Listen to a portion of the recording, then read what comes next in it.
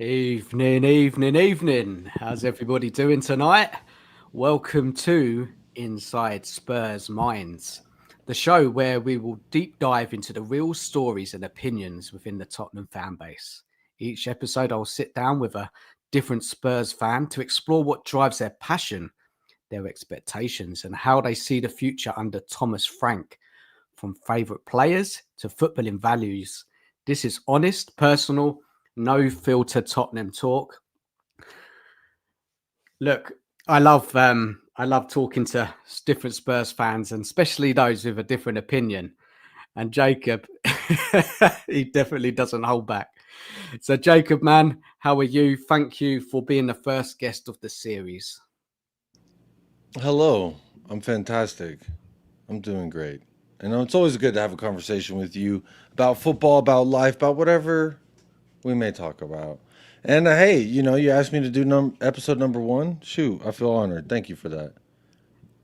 Nah, man, cheers for coming on. And yeah, look, I have to say thank you for Jacob. I mean, he's we speak outside of YouTube, and he's given me some good advice. Me and Jacob, we might not always agree with football, but what we can relate with is that we both have a missus, young kids, and look, he's given me And some good we're advice. we're both European champions as And we're well. both European We've got quite champions, a bit yeah. in So, common there. yeah, so fair enough, man. And yeah, so thank you, man. Thank you for the help, because YouTube is difficult at times, juggling your life and everything like that. So look, cheers, buddy. Of course. Well, I've been doing a thing this year. I just match the energy that's given, whatever the energy that may be, good, bad, or anything in between. And if you feel like you say it's helped, but like I don't know if it's gone into effect yet, or like it's an over time implementation.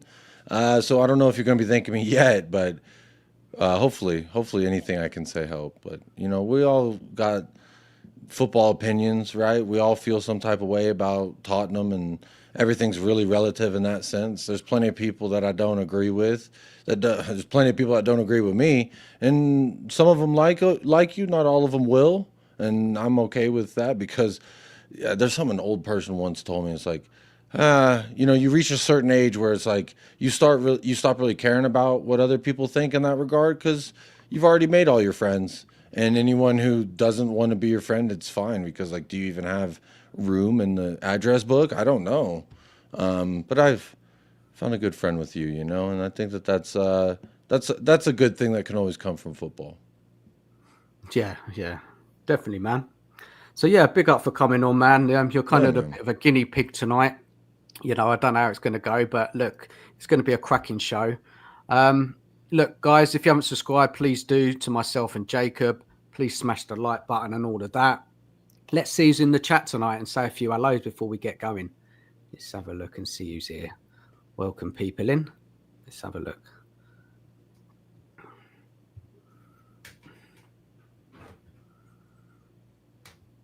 Big up to Jimmy. Big up Dan and chat. How are you, man? Hope you're good. Big Bad Rom. Very cool intro. Love the music plus the video. Cheers, man. Yeah, it was good, man. Hope you enjoyed. Hopefully it brought back some memories over the years of Tottenham, different Tottenham team, different Tottenham players. And it's going to be a bit of that tonight, a bit of reminiscing, but looking back at the days when, under different managers, different players, etc. Nige is here. Nige, how you doing, man? Big up Dan, Jacob and chat. Much love all. Hope you're doing well, man. How are you? Kate and Jimbo. Evening to you, Kate and Jimbo. Hi, Dan and Jacob. Big up. Oh, dear Lord, not him. You're welcome. Love the hat, Jacob. Thank you. When did that come in, Jacob? Did you? You haven't worn that yet. Is this especially for today's show? Well, I want to say yes, but it's a mood. It's how I'm feeling today. And if anyone's got an issue with it, just know I live in a city called the Sun City. I know in the UK the sun doesn't shine so bright all the time, but here where I live, it's too damn bright, too much of the time. So much so the paint on my car just within 2 years of living here just stripped it. It just looks like buck naked now. But anyway, it did come in the other day, and it's kind of my summer vibe. It's an Aussie hat, right? Isn't it? Well, it's got a little kangaroo on it, and there's a shape of a continent one would believe it to be. However, yeah, I guess it is. Did you have to get it from Oz? Was it like a long time to come in, or was No, it? just Amazon took like a week, but which is actually kind of Yeah. long for Amazon now that I think about it. I just try to work out if they actually sell them in America or over the world. Oh, Or it's I something you mean, got to import. maybe. I don't know where it shipped from. I think Kentucky, maybe. But whenever I bought this bad boy, I was like, I'm gonna need like something to go with it. I can't just like I gotta have some. Sonny's got the sunglasses, so I was like, okay, I'll buy some sunglasses. And I was like, what are those? What are those hats? Those dangly hats from Cheap Australia? flies now, Just I think, aren't they? They're to keep the flies out. apparently, I mean, I don't. I don't Yeah, know how. is that what it's for? Hmm. I mean, it's a genius idea. I don't think it works though. I don't know. Have you tried it? No, this is the first day that I've actually worn it because I had to wash it and stuff. Ah, well, fair enough, man. I'll let Let's you say a know few though. hellos. I know everyone's on their edge of their seat waiting to find out. Will this repel the flies? The Yeah, answer, we'll find out next week. we'll find out. Big up, Peter. Hi, all. 7:20 a.m. in Melbourne. Hope you're good, man. Big up, Tony. PSG are European champions. End of discussion. I hope that helps. Big up, Not the man. end of Hope you're good. discussion. The show just started. Hope that helps. Big up to Adam. Big up, everybody. Big up to Paul Brown. Good evening, Dan and panel. Hopefully well, Coys. Sorry there. Hennessy, evening to you, man. How you doing? Any of you seen the video, Levy and Vinay yet? We have, and yeah, we'll be talking about that a bit later on in the show. Big up to Leo, watching from Denver. Evening to you. Hope you're good. There you go. Just a harmless potato. Hello, chat. Big up Dan and Jacob. And Tottenham Ranger, big up Jacob. And Champions of Europe, Tony Rod will never sing that. Right, let's crack on. Okay, so where are we going to start with this? So let me get this question up on the screen. It's always good. Let's get it up and have a look. The first question of the evening for Jacob. Let's have a look. Right. Here we go. This is a good one. What is your earliest and most vivid memory supporting Spurs?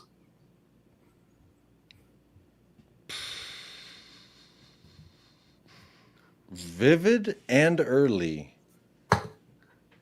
Probably I can't even remember the team's name, but I had just kind of jumped ship with Landon. I was choosing between Landon Donovan and Clint Dempsey. They were doing pretty good for USA, so I was like, I want a team to support, but I don't want to pick United or Liverpool or Chelsea. Those were kind of the teams that I was like, they're big enough to where I feel like if I just became a fan, it'd be kind of fake, almost like a bandwagon fan, which is something I've seen from an American standpoint. It's like people who started supporting this team, it's like, oh, because they're relevant and they're winning.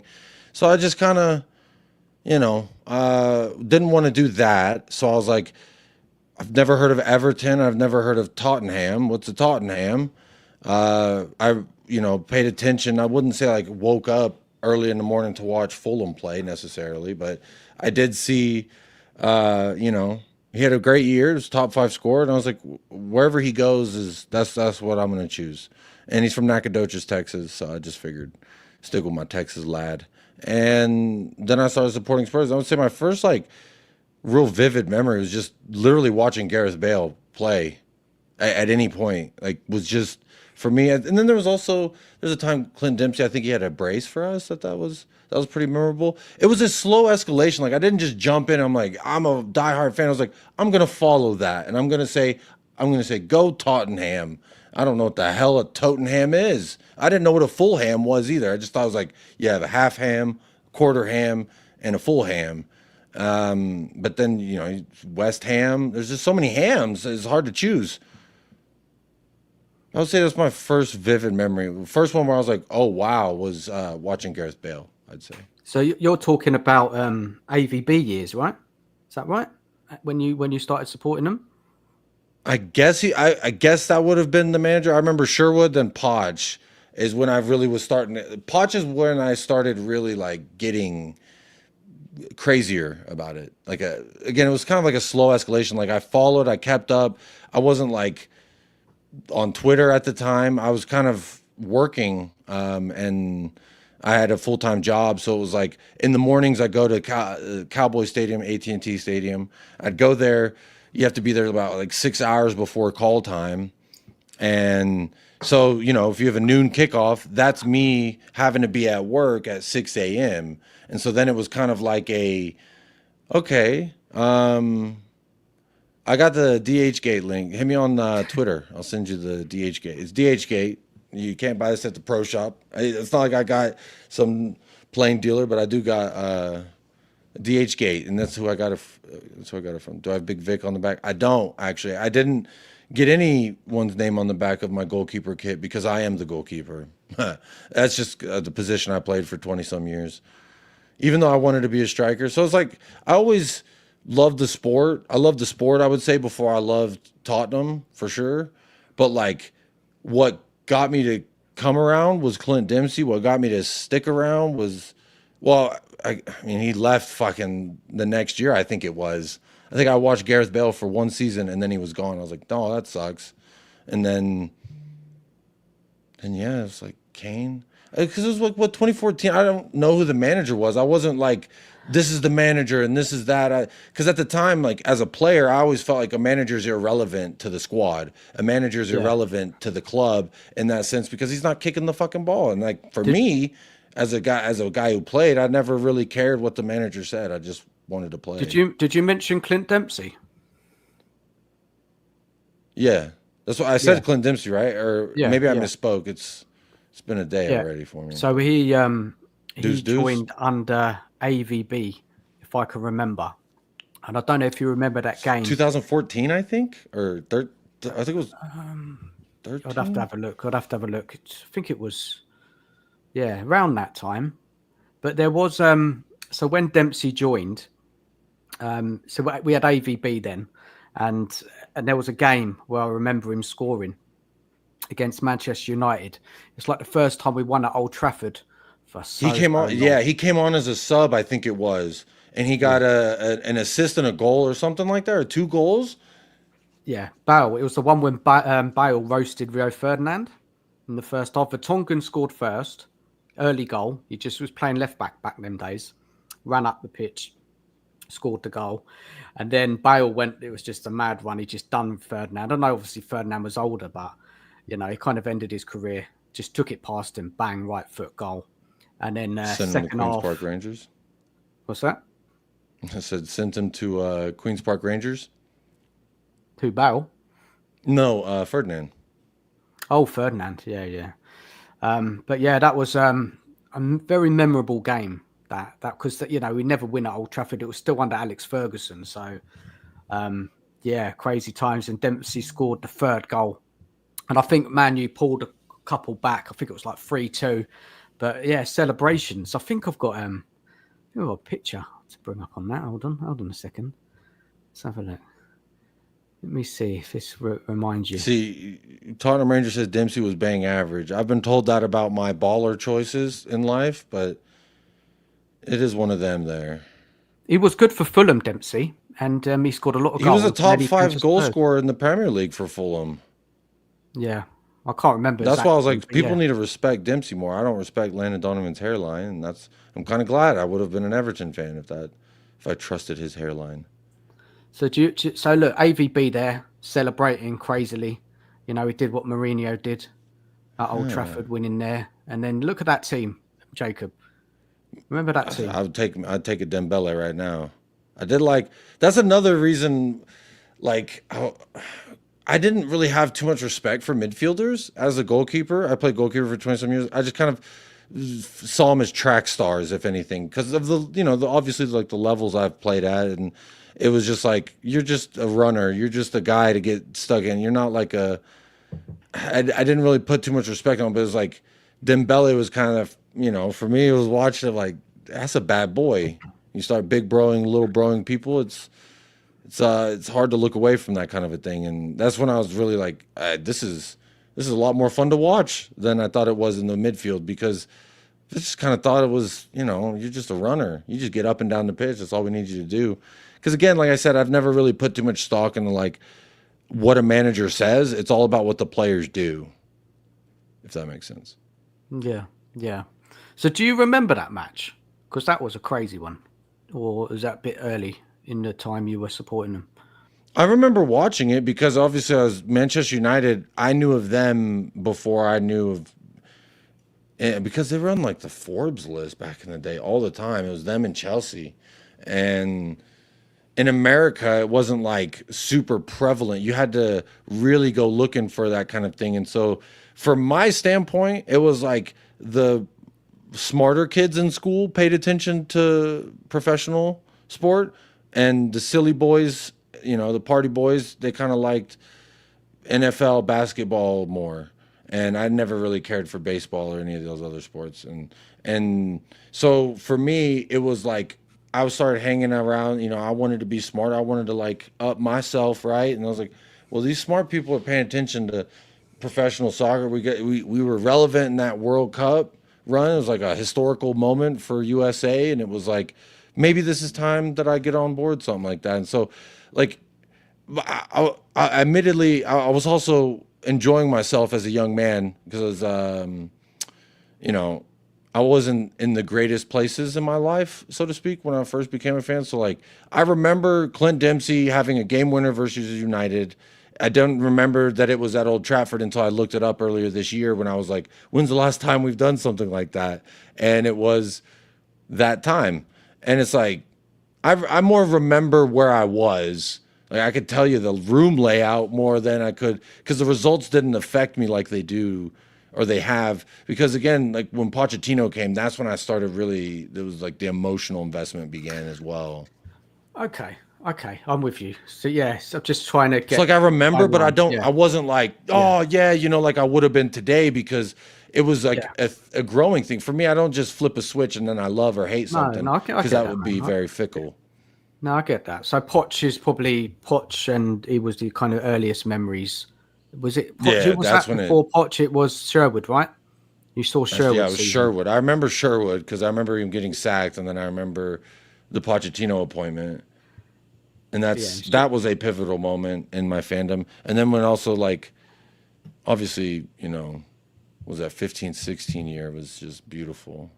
That was That's okay. something I've always like kind of referenced in that regard. Like life and Tottenham always did this opposite kind of thing. It was like my life would start going good, then Tottenham would be bad. My life would be bad, and then Tottenham would be doing good. And it's like this last year, man, was. That's why I know a lot of people are still upset about 17th and yada yada. But I brought Big Bertha on the stream to make everybody feel better. That's what I've nicknamed her, Big Bertha, because for me, like I've never quite felt anything like that in all the sports that I've supported. I was a kid when the Cowboys were winning anything, when the Mavericks won the championship in 2011. My mother had just passed away, so I really didn't feel anything. I was just kind of like, oh, that's cool.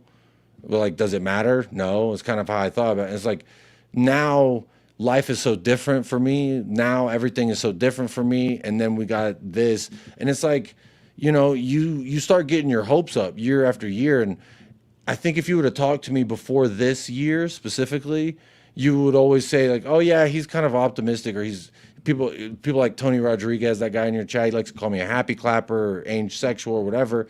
And it's really not that at all. It's like finally I had a moot expectation, and we achieved something that I actually didn't think we would do. And so it's like whenever I threw out the argument 12 months ago saying, oh, yeah, I'd take 17th just to win that Europa Cup, I didn't legitimately think we would be 17th and win the fucking. It's crazy how life kind of deals things for you. And sometimes funny irony, sometimes not so funny irony. And yeah, I just think that like the vivid memories, like passionate memories, really started probably maybe a little before, but mostly after that 15-16. Because 15-16, that's when I was like, this is great. I got some credit in the bank as far as how I feel about myself as a fan, because I've supported a couple. It was like 2.5 seasons I've been trying to keep up, and I'm always checking. And like I said, I would go to work really early in the morning, and there'd be the game on, and I would always tell the guy, the IT guy, the tech guy who would do all the shit at the stadium. I would always tell him like, "Hey, is the Tottenham game on?" And he'd always be like, "No one gives a shit about Tottenham." And I just always like, "Why is he so mean?" And there's not a lot of people, like, if you're not looking for it, you know what I'm saying? And I worked in the NFL, so it was like that's all was in my face.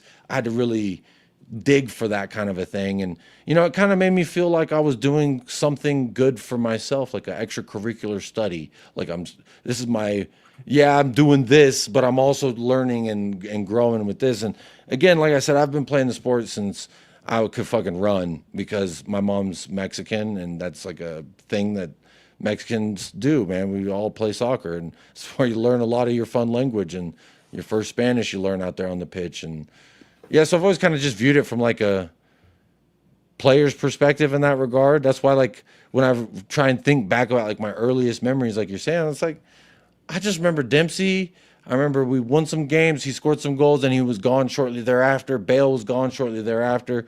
Musa Dembele was there for a few more years, and I really started to love the midfield. And then it was almost like kind of chiseling and shaping like how I viewed the game in general. And like I said, it's just, now I would say I actually have some kind of expectations. I didn't really have expectations until So like Jacob, 15, hold 16. fire with that. Yeah, yeah. Hold fire with that expectations, because they're kind of going to build into that slowly. Okay, Yeah, okay. there's a couple more questions, and it just helps me kind of understand your journey. Yeah, to how you're feeling now, day to day. So we will get there. So what about this question, Jacob? What does being a Spurs fan mean to you?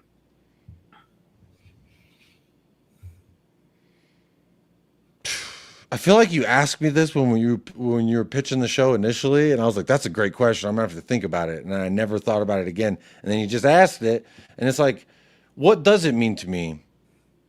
To me, it's meant different things over the years. But I'm trying to think. The one constant for me is passion, care.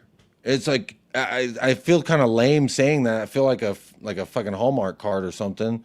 But it's like what at different moments in my life it has meant different things. Sometimes it's been my escape from reality because reality sucks. Sometimes it's been something to look at and say like this is where I'm going to get my frustrations out. And now it's my punching bag. And then other times it's been this is my big up Leo. It's meant different things to me at different times. But what I would say as well, it's like there for me. Being a Spurs fan is me being there for it as much as it is there for me, if that makes sense. And I'm getting the chills right now just thinking about it. But like, big question, man. It's a big question. It's a real deep question, and I'm trying to be as authentic and honest as possible with what I'm saying. And really, like I said before, that 15-16 personally was one of the roughest years of my life as Jacob. But as a Tottenham fan, we were fucking flying. It was great. And then it's like, well, we can push on. We can push on. It's almost like a reason to keep having the hope, right? That shit's going to get better. And yeah, it's just who I am. It's like, and I think back to like, when I'm as a human so helpless, it's like supporting Tottenham. I'm helpless in that regard. I'm just a dude in Texas watching a team in North London. What does me saying, don't sign this player, don't do this, to me, it's very inconsequential in that regard. But like, it's always been there for me. I just, through the good and the bad, like, my son's being born and like tomorrow I get to watch the game with him. Well, now my wife and my son are both in intensive care unit and I don't know if they're going to make it. So now I'm watching us fucking draw to Sheffield United and I'm like, that sucked, but it wasn't as bad as everything else in life. And so it's like, there's different like times in my life where it's meant different things for me, but it's always been there, good or bad. It's just kind of like a constant, like what Rich said, it's just who I am. Like it's just part Life of wouldn't it. be the same without it now, right? Oh fuck no. Hell no. Like I would not be who I am without it. I wouldn't be wearing this dangly cork hat if it wasn't for Tottenham. I wouldn't have a closet full of shirts that my wife says, "Are you really gonna buy that white shirt again? You have 100 of the white shirts." It's like, yeah, I am. And even when I hate the white shirt, I see our players in it and it gets me fired up. Like there's just something about the logo, the I used to hate white shirts because I'm a big boy and big boys ain't supposed to be wearing white like that. It doesn't help your accentuate your features. You know what I'm saying? And so historically I've never bought white kids of this. Like I became a top fan. I was like, boom. Because I just bought like World Cup kits that I liked. Like, oh, look at a Netherlands shirt. I like that. I'll get, different things like that. And no one ever explained how it all works. It's a good answer, Jacob, man. It's a tough one and it's hard to answer. Like It's if just you always there for yeah, me. And so I try to be there for it. if I have to answer that question, it's a tough one. Like, just Spurs. It's just I supported them all my life. It's my passion.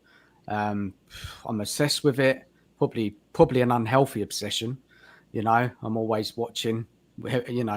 Watching YouTube, Listening, watching ears games, to the ground. viewing on your phone, looking at X, talking to people about it. It's Listening to people talk about it. Yeah, listening, watch pre-match, after match. I mean, the amount of probably time I'd spend on Spurs, if I actually worked out, that'd be scary. It would be scary. Probably too much time. But it's a distraction. It's something that when I'm watching Spurs or doing anything to do with Spurs, I'm focusing on that. So it helps me. Obviously it's better when we're winning, of course, and we're playing well. And I think on being on YouTube this season, being the first season on YouTube, it's been tough because I've been coming on YouTube moaning most weeks, complaining, getting mad, angrier and angrier week by week, losing it. I mean, it's been madness. All my videos are on there. People can watch them. I've been a bit crazy, but that's what it is. Our passion is for your club to do well, to win. Yeah, so you can feel pride. You can walk into work and you can say, "Look, Spurs did this tonight, like on the Sunday or the Saturday. They put in this good performance, scored this good goal." It's just massive. Yeah, I mean, everybody's got their own way of supporting the club and different levels of passion and whatever. But at the end of the day, like it's just that, isn't it? I mean, I don't know if that answered it, Jacob. Would you say No, that? I think it Good does. answer? I feel like you slightly scratch the surface and then refuse to scratch deeper. But yeah, I agree with you in that sense. Like this is what I've always tried to say, and I've never been one to be like, I'm the all-knowing truth. I know that I have a lot less skin in the game than like you just mentioned. You've been supporting your entire life. I had fucking 20 years Doesn't of make you less life of a supporter, before. Jacob, though. It doesn't make you less of a supporter, man. So you shouldn't think like that. Well, I wouldn't, it's all relative to people because, like, when you say, what does Tottenham mean to you? Like, it doesn't mean to me what, say, it means to someone who's been supporting their whole life. And when they go to work, there's 7 Arsenal fans that they work in a cubicle with. That's just not the case for me. And, like, I'm realistic in that sense. Like, I understand that.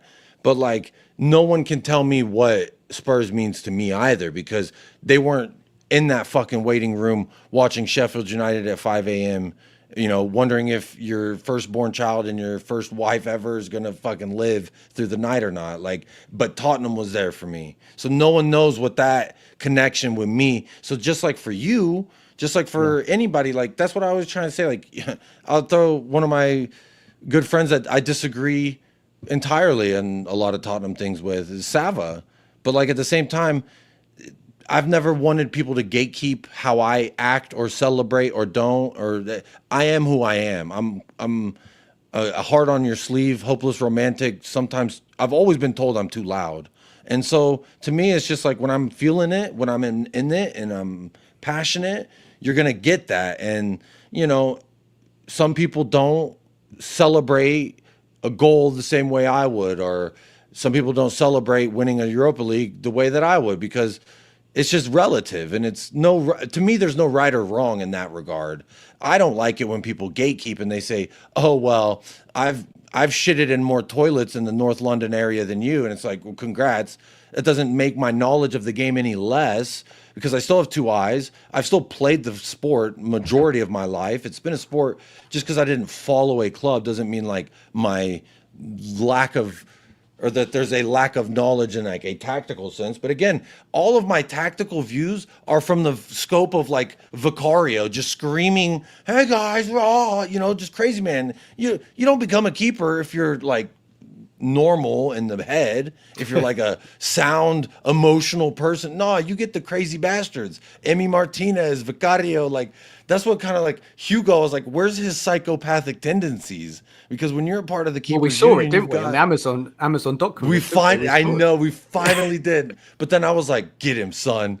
Get him, son. But going against one of my union keeper men. So it's just it's all different for everybody, right? Like Brad Fried will play for the club, and that's another American keeper that you can look at and say like, wow, I wanted to be Zlatan, but they said, get your big ass in the net, boy. What you doing? Look, man, just kind of, a few things you mentioned there. I mean, that Bale season under AVB, that was his best season. I mean, he came alive under Redknapp. Redknapp was the one who kind of unearthed him, gave him his chance on the left wing. But under AVB did something. He put him more central. I think it was like 21 goals he scored that season. And that season is full of memories around Bale. He was a match winner. He was the one we came fifth that season, I think, under AVB. We just missed out on top four, but he was winning game after game after game. And there was a particular goal he scored against West Ham, which was like in the last minute. It was away from home, 2-2, and Bale just launched it, and it was just what a moment. What a moment. And that's what football's about. Obviously, of course, winning trophies. We all want to win trophies, but it's not just that. It's about those type of moments in games. We've seen it more recently under Conte with Bergwijn. Remember that late goal against Leicester?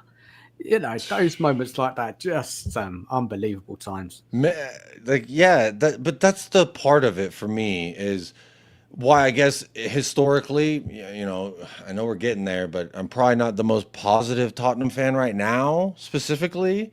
But like historically, like when we sacked Jose or sacked Poch for Jose, it was like, okay, I guess I don't think we should, but cool. And then you get Jose, and it's like, well, shit, okay, now we're really cooking. We're really gonna do something serious. Then it's like you get rid of him, then you got the longest tenure ever with no freaking manager.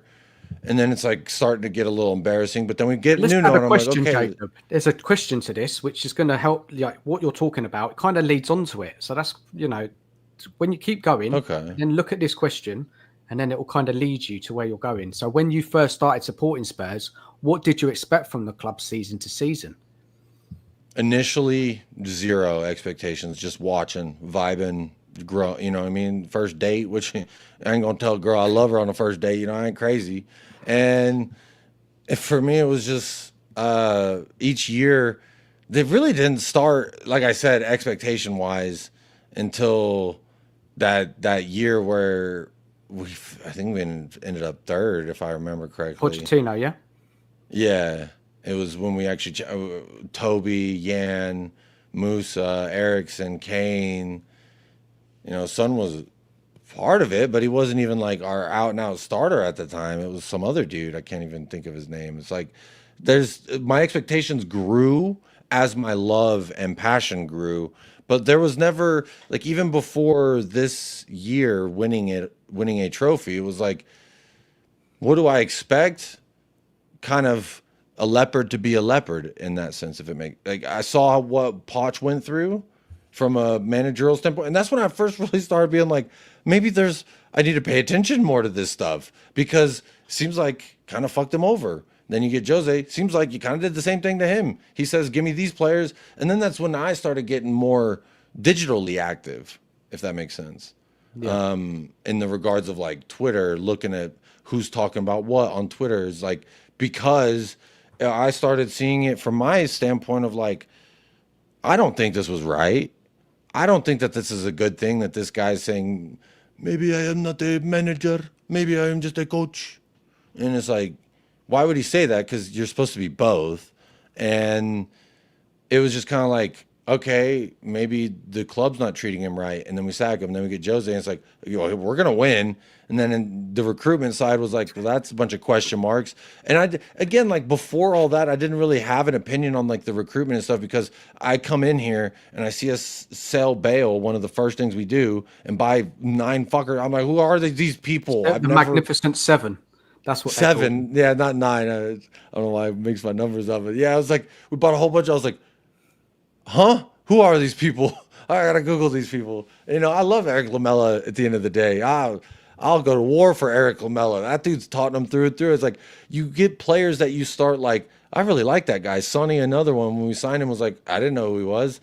I didn't pay attention to Leverkusen like that. But then you start seeing him, adversity, he's smiling, he's scoring, he's smiling, and then he's doing some disgusting things and he's smiling and just you start really, for me, again, I'm an emotional beast and I can't remove like that's I respect it. People like Sava can say, I'm going to remove my emotion from this and let's look at it logically. But I'm not trying to run a multi-billion franchise. I'm a fan and I'm going to do what I think I should do as a fan. And that's either be wham wham or be woohoo. It's simple. And it's a fine line that you dance on. But it's like now I feel like we have a pedestal from which to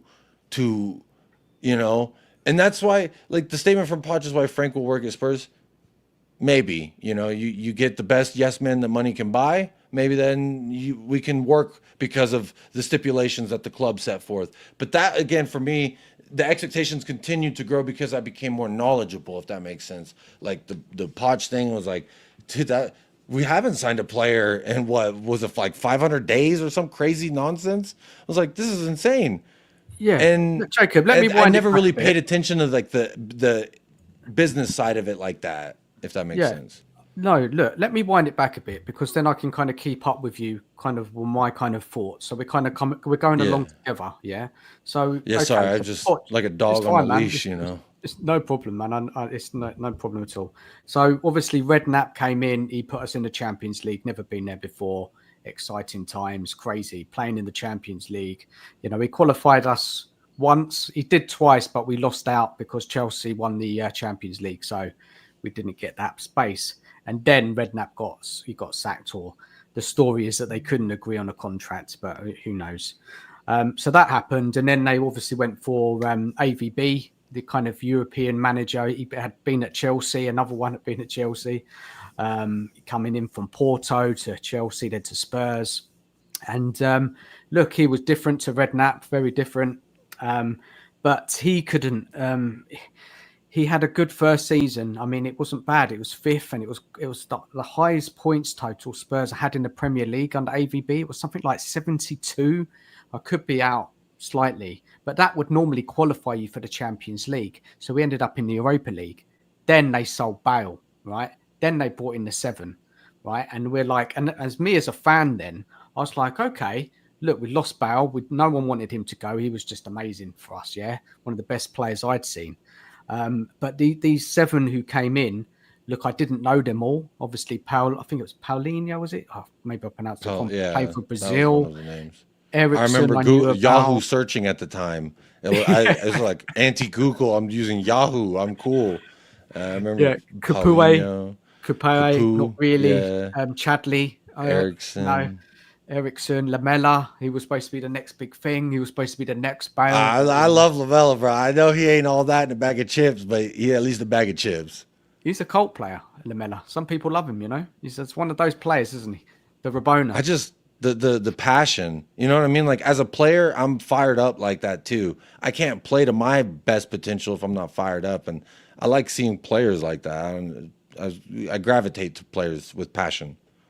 Yeah, look, he was a character, Lamela, and he's had some great games for Spurs, but his injuries really kind of slowed him down, didn't he, to become that player? He picked up far too many injuries, but his Argentinian passion was always there. He always used to give shit to Arsenal, which we loved, right?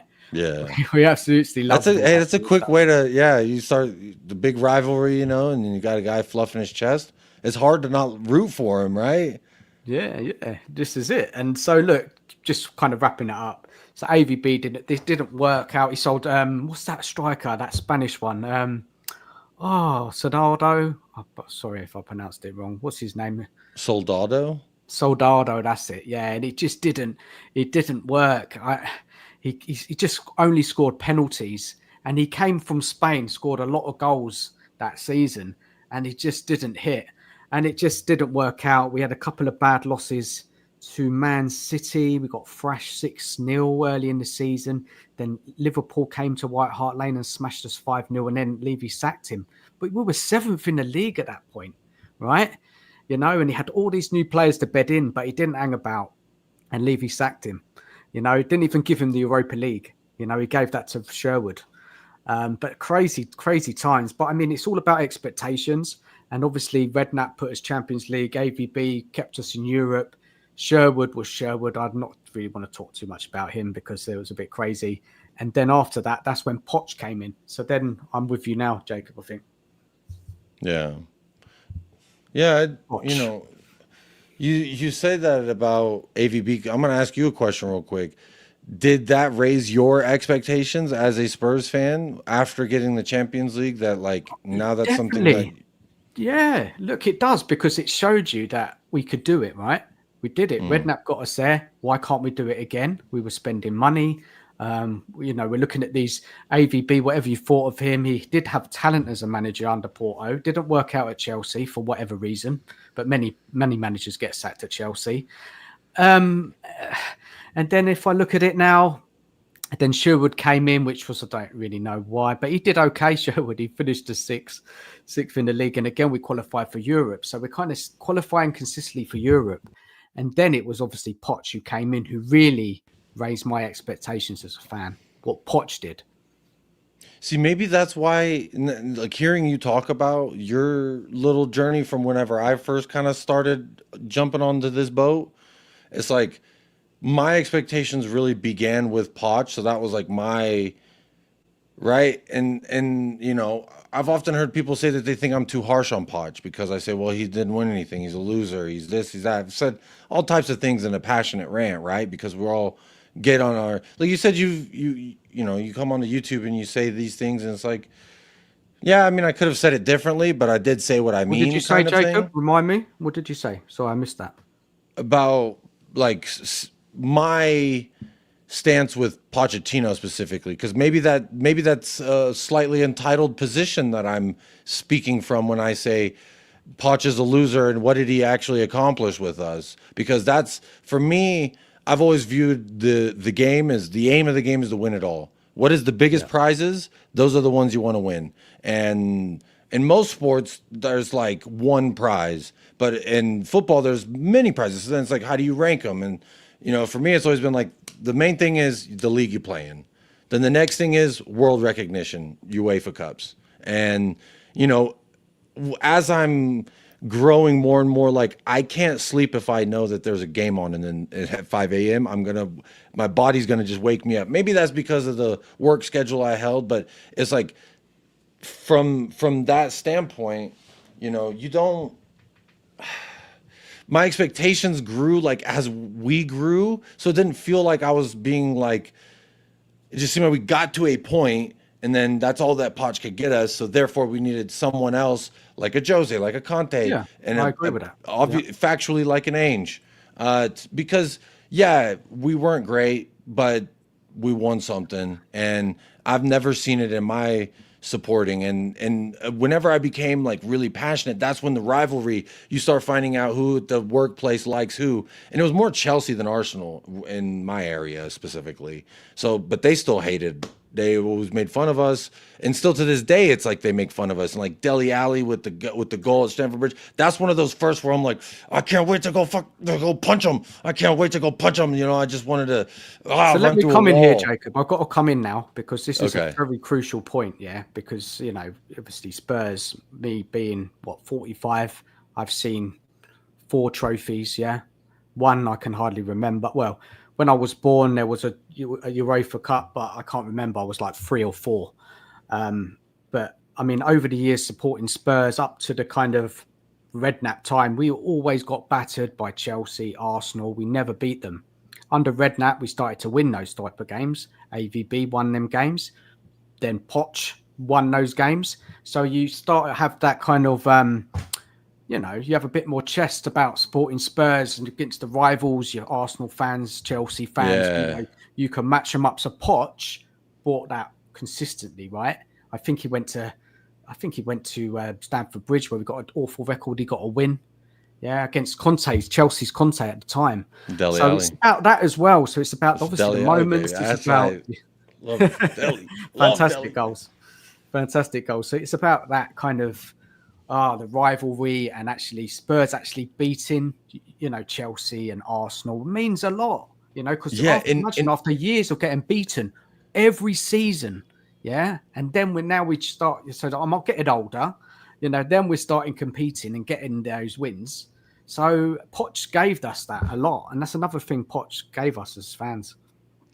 and you know, like that's part of my like why I said maybe it's coming from an entitled standpoint of from my perspective because Poch is kind of, you know, now talking about it, it's like, well, I guess he is the one who did do the raising of my expectations, getting my skin more involved in the game because it means more when there's something on the line that can affect your day, right? So when it means more to win versus Chelsea or Arsenal, then you can go rub someone's nose in it. To me, I love that. That is what's made me competitive my entire life. I'm the youngest brother of three, and it was like so it's like a drug of any sort. You get used to it quickly, but then reality hits again. See, that's the thing. It's like for you and for other people, y'all have felt certain feelings in regards to this club. For me, the high I've ever had with Tottenham was winning that. Like Brennan Johnson scored that goal. I almost cried, and I'm like, I can't cry. Watch, we're gonna lose this, and it's gonna be egg on my face. I wasn't live. I was in the living room with my kids, and like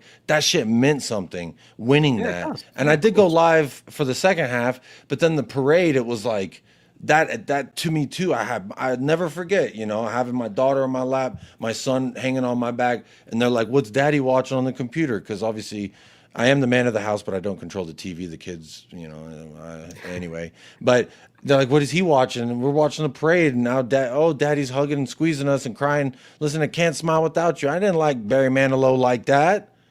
He didn't have a, you know. But now that song, like, it means something. And again, you know, with Pochettino, it's like it really started to feel like something that meant something in that regard, especially for me. And so the expectations started getting more from that point for sure. But Pochettino, right? He always said that he wasn't interested in the cup competitions, right? The Carling, you know, the Carabao Cup, FA I Cup. never liked He, that. I didn't ever say nothing because I didn't feel the right to say nothing. But I never really, it just felt like downplaying glory. I don't know. Because again, I start researching the history of the club. I'm like, okay, I'm starting to, you know, you fall more in love. Now you want to see where's homegirl come from? Can I meet your family? What you done in the past? Like, what's your lineage? And for me, you know, going through and looking, it's like, okay, it was always war a trophy, Tottenham. It's like, yeah, but we finished above Arsenal this year. Yeah, but war a trophy. And so then it became like, all right, if I get a glory, or if I get a trophy, I'll get to shut them up. So then it's like, well, when is the last time we won? Okay, 2007 or 8, whatever it was with Ledley King. And it's like, okay, what about before that? 90s, a couple FA Cups. Sounds like the Dallas Cowboys. Last time they were relevant was the 90s. And then it's like, I go back, I'm like, okay, well, what's the highest glory that we've ever achieved? And it's like, this right here. Because you're looking at the photos and they got those goofy hats and it's all black and white and they're holding that trophy. And then to me, it just kind of became like, I want one. I want us to win one. And I've been wanting one. And I kind of saw it like, I would love that, and that would still be something great for us. And to have your manager say like, no, I don't think so, it kind of diminishes its value in front of your face for something that you're holding in a high regard, if that makes sense. so Pochettino, he always said that he wanted to win the league and the Champions League, and we bloody got close, didn't we? A couple of times. And Spurs and supporting Spurs, I never saw us challenge for a title up until Pochettino. I can't remember. Yeah. So he was doing things that I weren't used to. So I kind of thought, look, we had that fantastic season where we didn't lose at home. We were playing some fantastic football. He built such a good team, he improved it season in, season out. Look, we didn't make, if you think back now of Poch's signings, we didn't really sign any stars, did we? I mean, Son came in, he was young in Germany, doing well. He become a star, right? For us, in our eyes. Kane, he brought through Kane, and Kane turned into the striker he is today. Dele Alli, Ericsson improved, Dembele improved, and then he improved Vertonghen. Vertonghen was, you know, he wasn't the best under like Sherwood and AVB, but then we saw a different game to him. Toby came in from Southampton, Atletico Madrid, Trippier, Walker, Rose, all the Poch did. If you think back now, Poch done a remarkable job building a team with what he had, and I think all of that together, obviously keeping us in that top four. He qualified for the Champions League 3-4 times, Champions League final. Can I forgive him for not putting that into the domestic cups? Yeah, I think I can, because week to week, season to season, I had the most hope I ever felt as a Spurs fan. That makes sense? Yeah, I think you beautifully said that as well, because, you know, it's all a relative thing, right? Because when I look at it from a bird's eye perspective, it's like, did he win trophy? No. Okay, war trophy. It's very simplistic to do that and easy and disregarding. But that's kind of how like social media bantering goes. That's kind of how comments and chats happen. It's like war trophy.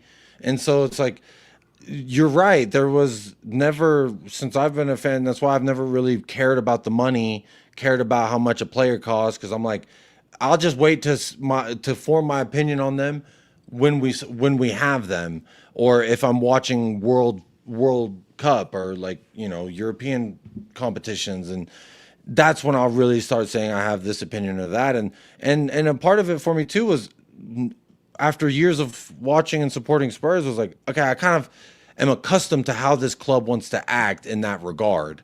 So I start watching PSV, I start watching Leverkusen, and I start watching these teams because I'm like, well, who's the next $10 million superstar we're going to sign? And actually, you know, Rich in the chat would remember that I mentioned Mickey Van, because this is back when I used to actually do that, when I first was on YouTube. And I remember being like, Mickey Van de Ven, I saw him play against, I think it was Leverkusen at the time. And it was like, wow, like this guy just stood out. You know what I mean? It's kind of like watching Bale. He just stands out. Like you can't not see him, kind of a guy. And I just remember that. And it's like, you know, I don't even do that anymore because I don't know why. I guess time, maybe just more kids. It's harder to watch all the ball that I used to watch. Because, I mean, during lockdown, it was like I was watching every league, everything, just scouting, seeing who maybe Tottenham will buy this guy. Maybe this is a guy we'll buy and I want to be somewhat familiar with, because I started to understand, like, even Jose Mourinho, the special one, will come here. The guy who, in my opinion, of my generation, it's like the most prolific manager. The things that he did is like, wow, he's undeniable, like a player that jumps off the page to you. Who you talking about, Jacob? Who Poch? Jose Mourinho as a manager. Oh, Jose. Okay, so let's move on to him. Shall we move on to Jose? Yeah. So when Poch left, you know, he said that thing about the furniture. You know, we built a new stadium, but we need new furniture. Then obviously Mourinho I was getting active on Twitter then too. Then, Mourinho comes in, right? And like, you know, okay, Mourinho, he'd won everything. One of the most successful managers we'd seen, you know, for a long time. I mean, look, he wasn't at his A game then when he came to Spurs, but he's a winner. So Levy thought, okay, let's get the most out of these players under Poch who are at the end of the cycle, and see if, and he thought, well, Mourinho can come in and he can get Spurs over the line and finally win us a trophy, right? That was Levy's grand plan, which failed miserably because we were at the end of the cycle. Because you shot old Yeller before you let her run the race. It's like, damn. Exactly. And then the signings he got. I mean, I know he got an old Bale, but, you know, again, Bale was at the end of the I'd year. be so honest. That's the first flight I ever tracked of another man that wasn't a family member. I'll tell you that much. I was up at like 4 a.m. I was also staying up overnight to watch my son and wife as they recovered.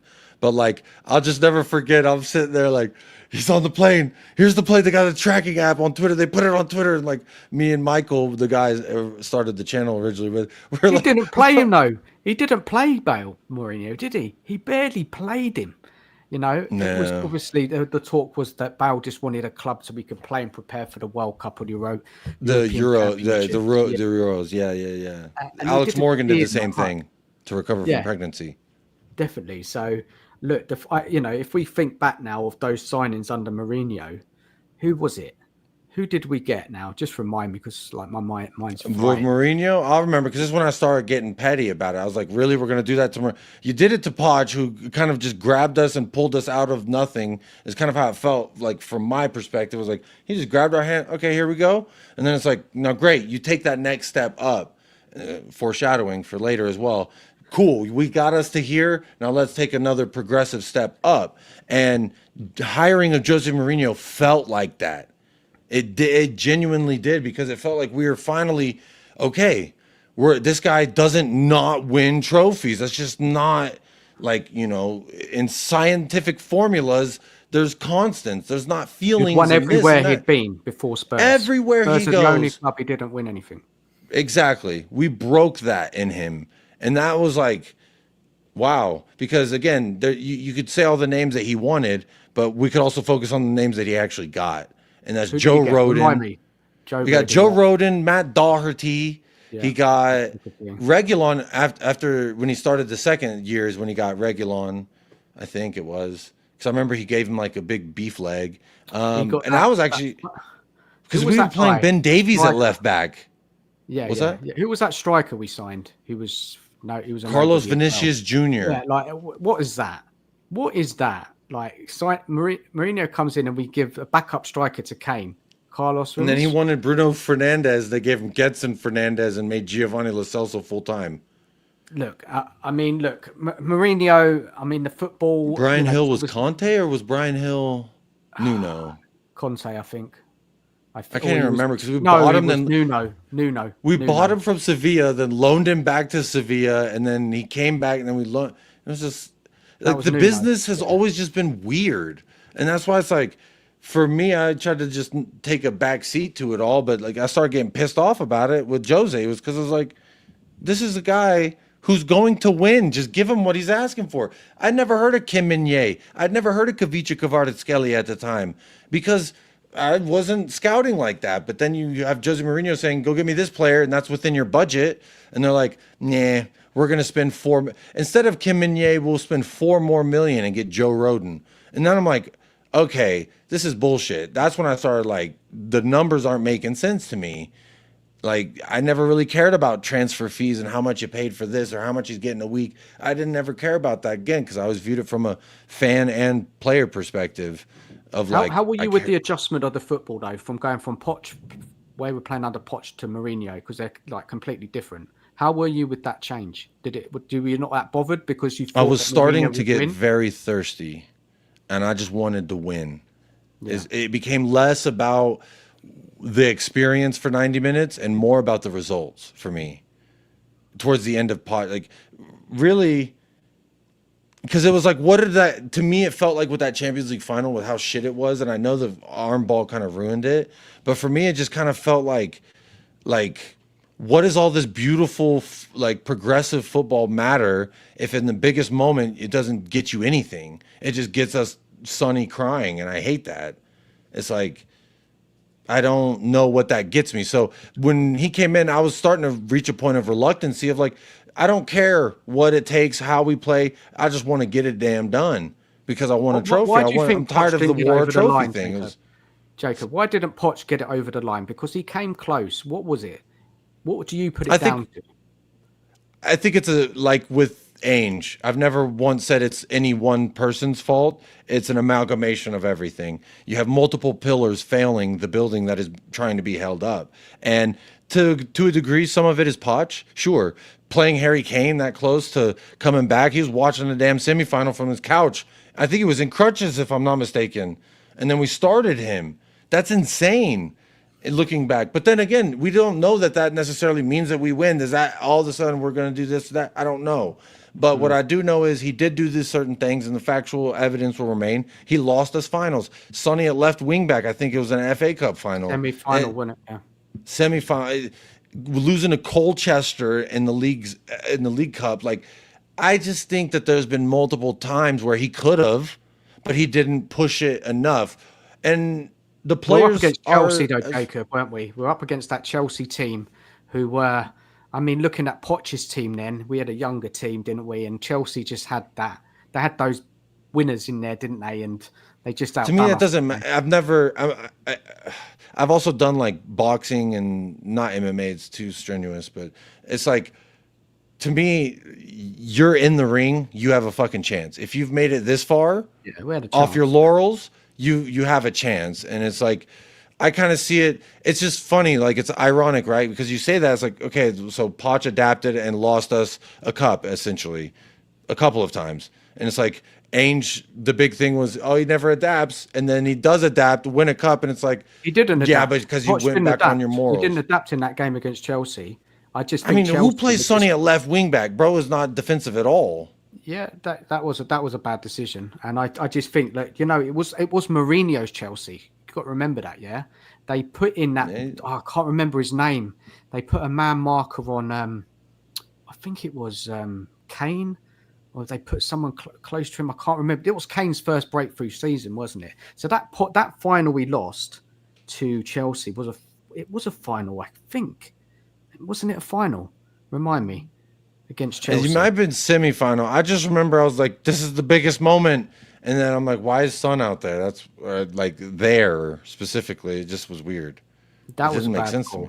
But I kind of look, we're up against Chelsea, Mourinho's Chelsea. Now I just thought, okay, it was of course it was disappointing, but look, we just got outdone by a better manager and a better team. And Mourinho was a better manager, and Chelsea had a better team. So I can say that it's not like they thrashed us. It's not like they completely dominated us. It was just a lack of experience in that game. But I think what you're talking about, Jacob, there was a game against Manchester United, I think in a semi-final, where we were disappointed because we could have beat them, because we'd already beat them in the league. I think there was a semi-final, FA Cup. I think that's the one. I think more probably bothered. I just remember there being legitimate question marks around certain decision makings for various competitions. That it's like, why did we try that, or why didn't we try that? And you know, I think that's just life in general, and that's the thing about football and sport. It's like, it's not fair all the time, and it doesn't always care how you feel. Life doesn't care. Sport doesn't care. It's gonna be what it is, and to me, it's like, that's why with Jose, I just felt like we were actually going to, like, because the thing about the stadium too was like, oh, we're going to spend money now for real. I'm so serious. And it's like, oh, okay, cool. And I'm still doing the, like, I believe you thing. I think we're doing. But now when I hear the club say we want to compete on all four fronts, I think back about the entire time I've been supporting. I say, when the fuck did we do that? And then I talk to people who've been supporting double, triple longer than me. Like, we've never done that. I don't know when we're doing that. And it's like, that's a cool aspiration, but that's not like the standard, right? The standard has been compete for a cup and remain relevant to the top six. Well, it's kind of how it's felt. Mourinho had a chance, didn't he? Mourinho had a chance to win. Legitimately. Yeah, I always said I felt like it was because I knew he would not be okay with the Super League. And they announced the Super League thing, and then he got sacked. It just, the timing felt really weird. At the time, he wanted to rest players for the league. There's a rumor. I don't know if it's 100% sure. That's what they threw out there. Yeah, that he rested players in the league because he wanted to play a stronger team in the cup, and then Levy didn't like it because Levy was all about top four. Then, you know, and I think we drew to Southampton or something like that.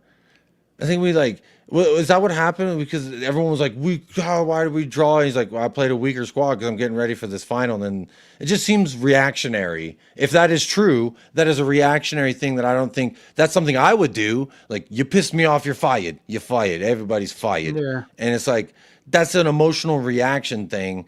And that didn't seem very true and genuine, because the facts that I know are right around that same time, we sacked Mourinho is when the Super League was announced. It was either before or after, I don't remember, but they're very close to each other.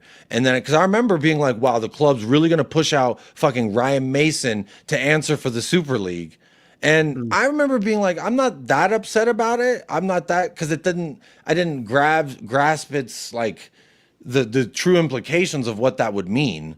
I just saw it as like, cool, more games to watch Tottenham. That sounds fun. But like from a repercussion standpoint, I do a lot of things that I try to not think about the repercussions of. I just try to enjoy the moment, and selfishly it was like, cool, more games sounds good. But there was like, the more I look into things and new evidence comes to light, you're allowed to flip-flop. That's not flip-flopping. That's called adjusting your thought process based on evidence provided. And evidence provided is not on anyone's time schedule, really. So like, that's why it's like when people are like, yeah, I'm sorry I flip-flop, Jacob, or fuck you, Jacob, I flip-flop. I don't believe in what you believe. It's like, who cares? Because the evidence to you supports how you feel is, yes, now I love Ainge because we won a trophy. Cool, that's what it took. Now you hate Ainge, it doesn't matter, you win the trophy. Cool, that's how you feel. Like, it's all how you feel based on the evidence that you've been presented, if that makes sense. So it just seems like, to me, at that time specifically, the evidence would suggest Jose would absolutely not have gone out there and been like, I think the Super League is great. I love the Super League. You know who would do that though? Ryan Mason. So it's like, it's a little bit of a tinfoil hat, but I think of bigger conspiracies anyway. Okay, let's move on with so Jose. He didn't get back properly. He got injuries to, I think it was Kane. He lost Son. There was a period in that season where he had no forward. I think Ali was playing up front. We dropped off in the league a bit, but we were still around 7th or 8th or something like that. We got to the cup final, but then he got sacked. And what happened in the Europa League? We lost to a manager in jail. Yeah, we had that malarkey. Crazy. Yeah. That was madness. Absolutely. I mean, but we also it was COVID too, if I remember. We had not enough players. Conte was COVID when we got kicked out of the Conference League. We couldn't. I always get play those game. mixed up. I don't know why. Yeah. So Mourinho, we were 2-0 up in the first leg. We went. Who was it? What was that team called again? It was Dinamo Zagreb. Yeah, Dinamo Zagreb. Dinamo Zagreb. You thinking Mourinho's Kostic or whatever? I can't remember. What's that guy's name? I just remember it was an itch, and that motherfucker. He was. What do you got to do today? Hat trick. Got you, buddy. Oh, that was a madness. That was madness. But the manager was in jail, man, and we went. Yeah, he's FaceTiming at a halftime. He's like, "All right, everyone, they gave me 10 minutes." So, what do you put that down to? That particular loss, Jacob? Because Mourinho's a cup specialist. He should have managed that game out. That. What is that? What was that? Spursy. Was it Spursy? That's a word that I've tried to fight for a few years now.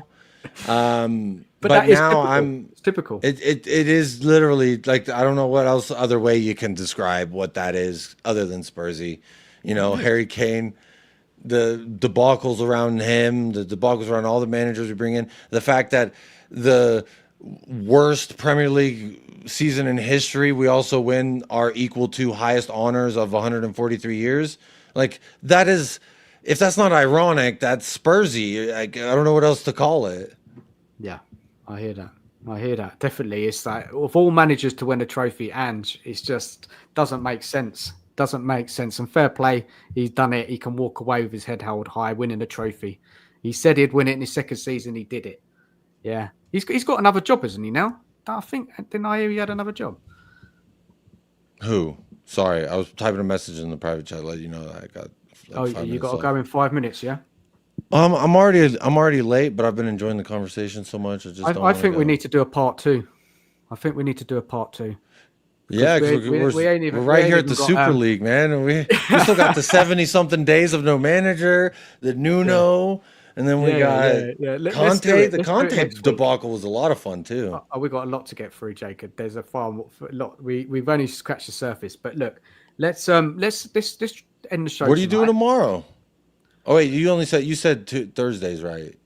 First, I'm in the show, but I need to give some time to the missus and stuff. So I can't go crazy. But look, let's do it. We can do it next week. Let's go like 10 more minutes, 5 more minutes. All right, we'll do 5 more minutes. See how much further we can get.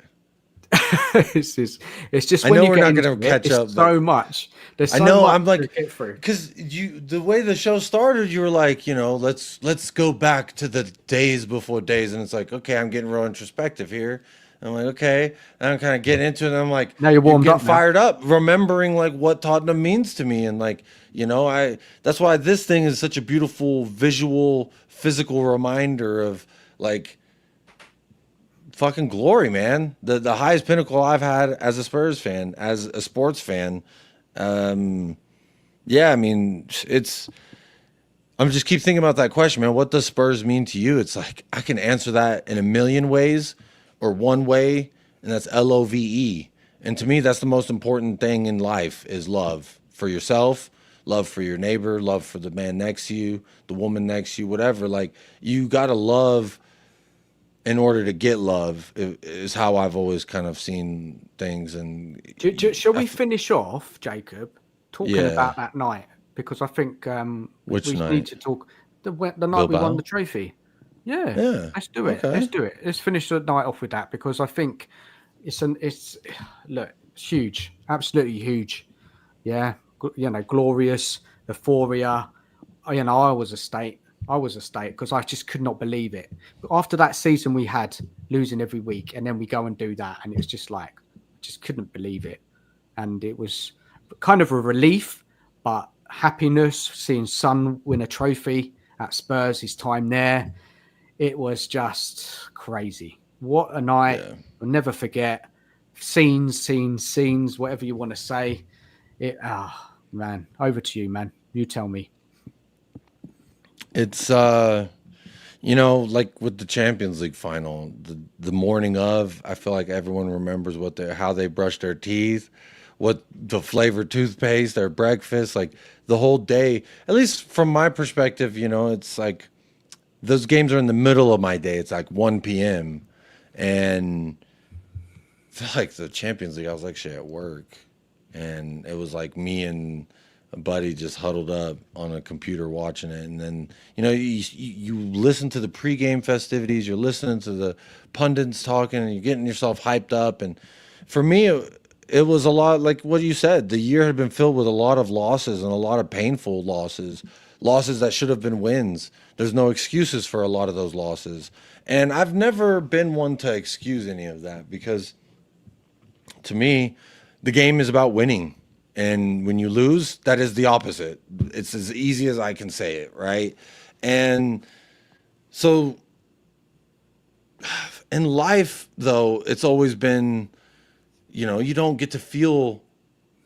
Well, there's something I used to say. I feel like I'm trying to hone it in on this specific thing, but not say it. But I'm just gonna say it. And it's like, for me, coping with the loss of a loved one was like, and trying to find a way to be happy again after that, it's difficult to say the least.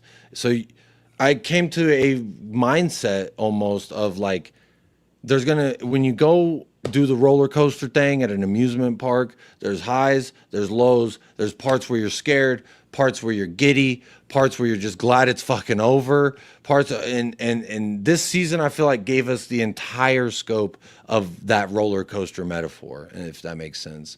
And it's yes, we had the scary times, the hard parts, and all this stuff. But as soon as we pulled up to that gate, and that was great for me anyway, because like I've always felt you can appreciate the highs and the lows, the twists and the turns of the roller coaster, and all the things that life's going to throw at you, or you can sit there and complain about how long the line was, how short that ride was, how much this wasn't that. And like for me, that's something that like my mother always tried to instill in me, was like, don't complain about how much water is not in the glass.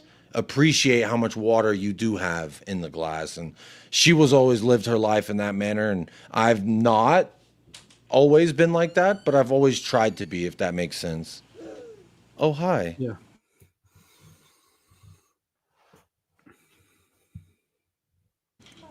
Do you But want? I don't remember the question. I don't remember. What was the question? Well, the question was just talking about that famous. Oh, I just lost you. Hold on. Was that your camera or me? Yeah, it's just my laptop. Hello. Yes, we got the munchkin. Yeah. It wasn't a question. We were just talking about that glorious night. Oh, yeah, That's yeah. how we were ending the show, because we're gonna. Yeah, we Because couldn't get through it all. I would say for me, that's how she doesn't want to go. She can stay. We're almost done. We're wrapping up. She's making a new noise. She's going like, don't Look, get me. man, I don't know. Jacob, That's we can shut down and we can continue. No, this. I want to. I kind of want to finish this thought for a You want to second. finish Like, it? Yeah. yeah, Okay. yeah. Sure. Like I just, that night to me, it's something special. It's something that nothing can be taken away from. Like the sacking of Ainge made it sour, but if anything, it's like, what does a person who's climbed Everest do next, right? Is there a mountain that you can climb that feels equal to or comparable to? I don't know. But what I do know is that I'm like 3-4 weeks removed from a European final that I probably didn't give us much chance to win. Like my hopes, expectations, all that shit. Everton loss is one that stands out, where it was like, I remember telling myself, if we don't beat Everton or get 3 points versus Everton, it's really going to get murky water time.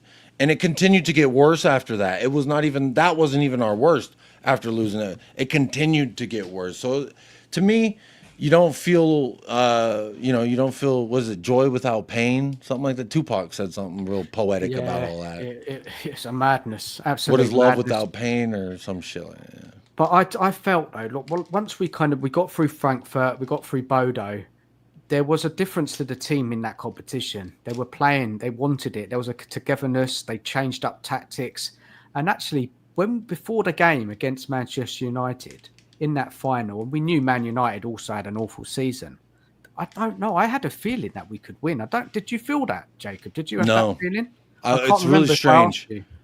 It's really strange. It. I didn't think that we would win. I honestly thought Spurs I thought the same. No, I'm not going to use that analogy. I just thought we would continue to do like how Spursy would it be, right? For us to beat United 3 times in a campaign, and then the fourth one that we play them is the highest pinnacle of all the matches. That you know what I'm saying? Like that is Spursy, and I was like, please win this so we can not be Spursy anymore. And I feel like we did do it, and Spursy got massacred that day. But then Spursy returned in the form of mice and men. And we just shot Lenny in the back of the head. I think that was his name, Lenny. The guy from Mice and Men. Is that what Lenny? Yeah, Lenny. Yeah, because he just, I'm sorry. Like, I get it, Lenny was smushing mice and stuff, and everyone was like, no, we don't like it. But, I loved Lenny. I don't think. But Jacob, we were favourites for that competition at the beginning of the season, right? That don't mean nothing to me. That don't mean favorites. I was favorite in my class to go to Hollywood and make movies. I've been to Hollywood only a handful of times. We should have been winning that cup, even with bad Angel. Should-haves and Spurs don't ever go hand in hand. So anyone saying we should do this or should do that, I don't buy it. Because anytime we should have, we didn't. Anytime we shouldn't have, we kind of did. Yeah. See, I just don't believe any of this. This is not any. I don't. You didn't think we were favourites for that competition? No, I'm talking about the comments you pulled up. We're having a lovely show, so I don't want to dive too far down that road. But yeah, I don't buy. I don't conduct myself in that way. Let's not focus it on that. Yeah, let's focus it on the feeling of winning, because that's it, isn't it? You know that feeling exactly. Yeah. I mean, it was just, I couldn't believe we won it, because we just don't win. Spurs just don't win trophies, And since I've been a fan, that's how I'd been acclimated, was to get my hopes up and to be hurt. Yeah, and it's just that relief that it's been 17 years to actually win it. Not a Spurs type performance. We were defensive. We held it tight. It was typically not a Spurs performance. And to win it that way, look, it's now kick on now, isn't it, really? And we will do that next time, Jacob, I think. I think we'll focus more. I'll give you a cliffhanger to end on here. I feel as though we've taken that 11-year step backwards, and we're hiring Poch again.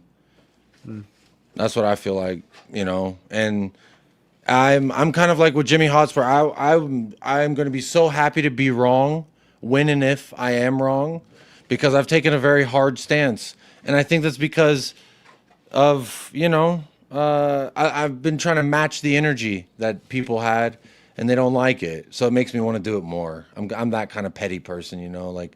Don't do that, Jacob. My mom said, learn Spanish, Jacob. You're going to use Spanish in your whole life. And I said, I'm in America, Mom. I'm going to learn not Spanish. And then, you know what? I live in a Spanish speaking town. How good would it have been to listen to people and do what they suggested? Because it would have, been good for my life. But that's just not who I am. I feel my own ways, and I like to blaze my own path in that regard. Yeah, I like the cliffhanger. I do. I don't. There was a couple more questions I needed to ask you before we get to where we're at now, and we'll do that next time. But no, it's been good because now I can kind of see where you're coming from with your journey, and then obviously I'm running alongside you, and there's bits different at stages, I would say, but look, let's do it next week. Yeah, let's try and. Everyone experienced the Titanic disaster differently, right? It's a horrible example, but you got the people on the top deck, middle deck, bottom deck, the workers shoveling coal. Like, everyone's experience was different, yet the result was still so much the same. And it's the same thing for this beautiful Big Bertha. Everyone's experience throughout the journey of it was different. The result is the same. The facts are the facts. We won the damn trophy, and we did sack our manager. And like you said, we've got to push on. And I hope we do. I hope I'm in the mud. And I hope I have to get that Frank tattoo because we won a Super Cup. We won a Super Cup. I'll never call him Trailer Park Tommy again. Look. Exactly, guys. Come on. Exactly, guys. Let's let Jacob. You got to go. Should we? Should you go behind that TV? Should we shut up for tonight and say our goodbyes, thank yous to the chat? What are you doing back there? Come back over here. What you got? Yeah, I need to grab this rascal. That's great, man. Let's do it again. Yeah, next week we'll do it. Big up to everyone in the chat. Thank you for watching. Thanks for your comments. I hope you enjoyed the show. Cheers, Jacob, for coming on. If you haven't subscribed to Jacob, please do. Hit the like button and all that. And and that's the end of the show. We'll be back next week. Take care of yourself. Come on, you Spurs. Come on, you Spurs. Good night.